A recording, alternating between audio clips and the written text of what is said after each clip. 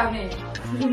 So ngayon, isi-share namin sa inyo kung ano yung sunscreen na ginagamit namin. Ang dami kasi namin nababasa sa comment section na nagtatanong kung ano daw yung ginagamit namin sa mukha namin. Kahit puro kami bilad sa araw, hindi pa din kami umiitim. So ayan, i-reveal na namin ngayon. So we just got our order. Saan yung So this is from JS Skin Beauty. Mapang akit, kung tuwa sa bawat galaw. Nakapikit pero... So ito na siya, guys! So ayan, i-open na natin siya. Wow!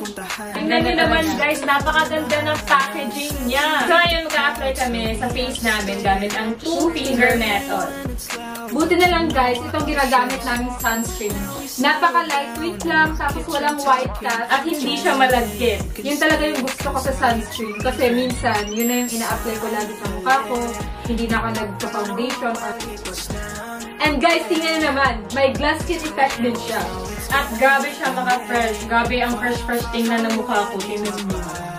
Super gaan lang niya sa mukha at kakaiba siya kasi yung formula niya parang mamahalin. Pero, affordable lang to.